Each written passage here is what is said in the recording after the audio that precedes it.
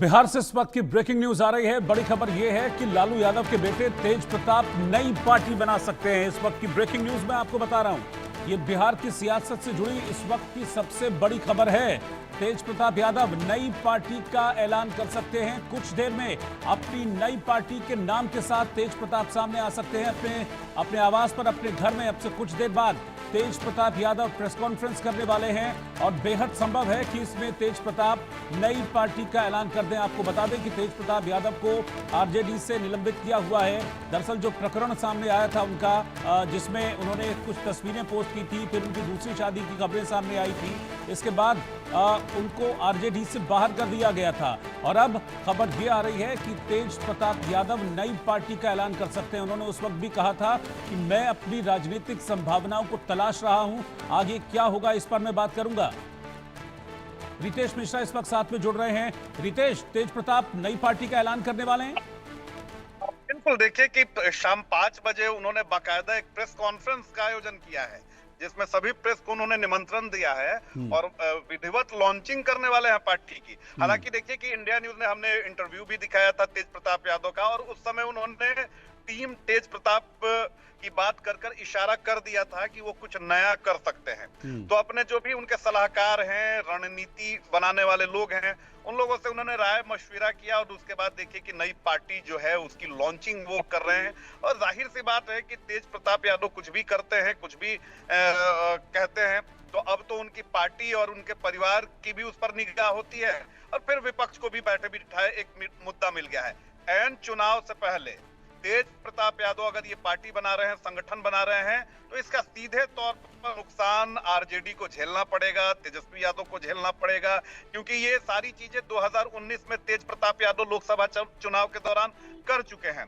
तो तेज प्रताप यादव की नाराजगी अब इतनी बढ़ गई है कि देखिए उन्होंने अपने ही घर में अब बगावत की ठान ली है, पार्टी का ऐलान कर दिया है और बाकायदा उसकी विधिवत लॉन्चिंग करने वाले हैं। अब 5 बजे देखिए कि तेज प्रताप यादव इस पर क्या कुछ कहते हैं, उस पर बहुत सारी चीजें जो हैं वो डिपेंड कर रही हैं। लेकिन आरजेडी के नेताओं की इस पर पैनी नजर है, क्योंकि जैसे ही उन तक सूचना पहुंची कि तेज प्रताप यादव एक प्रेस कॉन्फ्रेंस कर रहे हैं, उसमें वो नई पार्टी का ऐलान करेंगे, उनके कान खड़े हो गए हैं और वो पता लगाने में जुटे हुए हैं कि इस पार्टी का स्वरूप कौन होगा, क्या होगा, कौन इसके कर्ता धर्ता होंगे, क्या कुछ किस लाइन लेंथ पर ये सारी चीजें होंगी। तो अब इसको लेकर सभी लोगों की निगाह है, बीजेपी भी इस पर और जेडीयू भी इस पर पैनी निगाह है कि अब तेज प्रताप यादव की अगली रणनीति क्या होती है और फिर उसके बाद बिहार की राजनीति क्या कुछ होने वाली है। इसका सीधा सीधा मतलब रितेश, एक तो यह है कि पैचअप की संभावना अब कोई है नहीं। जो तेज प्रताप को बाहर निकाला गया था उसमें कोई पैचअप की संभावना नहीं है, कोई वापसी की संभावना नहीं है। दूसरी बात यह कि क्या इसमें आरजेडी के भी कुछ लोग शामिल हो सकते हैं, आरजेडी भी की कुछ लोग आ सकते हैं, इस पर भी नजर रखनी होगी। अब बिल्कुल देखिए, सबसे बड़ी बात है कि तेज प्रताप यादव अगर देखा जाए तो अकेले उनकी हैसियत कुछ नहीं है, लेकिन उनकी सबसे बड़ी जो हैसियत है वो लालू प्रसाद यादव के बड़े पुत्र के तौर पर होती है। और उसे भले ही आप घर से बाहर निकाल दीजिए, आप पार्टी से बाहर निकाल दीजिए, लेकिन लालू प्रसाद यादव से जो उनका नाम जुड़ा हुआ है वो नाम कोई नहीं छीन सकता है।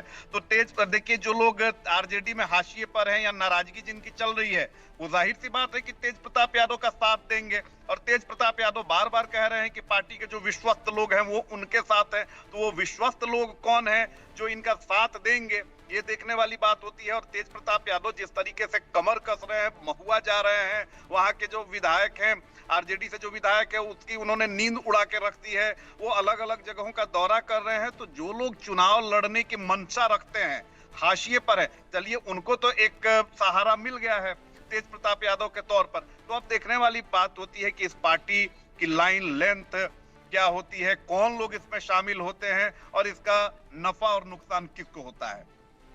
बिल्कुल जाहिर सी बात है, लेकिन मैं एक इंटरव्यू देख रहा था, उसमें तेज प्रताप यादव तो तेजस्वी को आशीर्वाद दे रहे थे कि भाई मैं तो बड़ा भाई हूं, मैं आशीर्वाद देता हूं कि वो सीएम बने। ये तो कहानी उल्टी हो गई।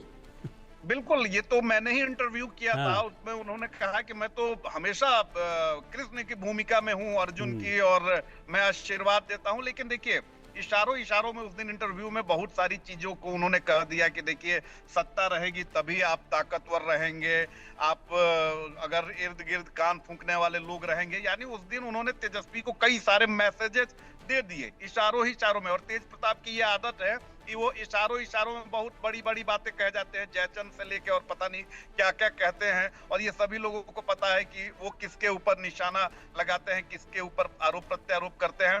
तो हाशिए पर खुद को महसूस कर रहे थे। और ऐसा नहीं है कि ये अनुष्का प्रकरण के बाद ही वो हाशिए पर है, उन्हें लंबे समय से लग रहा था तेज प्रताप यादव को कि जो मेरी एक हैसियत है, जो मेरा एक हक है, वो मुझे नहीं मिल रहा है। और उनकी छटपटाहट कई बार निकल कर सामने आई है। लेकिन जब अनुष्का प्रकरण हुआ, उसमें पार्टी ने उनका साथ छोड़ दिया, भाई ने उनका साथ छोड़ दिया, पिताजी ने उनका साथ छोड़ दिया, तो तेज प्रताप के दिल को इसने बहुत कचोटा और वो काफी अलग थलग पड़ गए, अकेले पड़ गए बिल्कुल। उसके बाद तेज प्रताप यादव ने हिम्मत करके ये फिर फैसला लिया है। अब देखने वाली बात होती है कि तेज प्रताप यादव जो अब नई नाव की सवारी करने वाले हैं, अब इसमें उनको कितनी सफलता मिलती है, नाव डूब जाती है या फिर नाव जो है वो किसी किनारे लगती है। अब ये आने वाले समय में ये सारी चीजें क्लियर हो जाएंगी। ठीक है रितेश, बहुत शुक्रिया इस जानकारी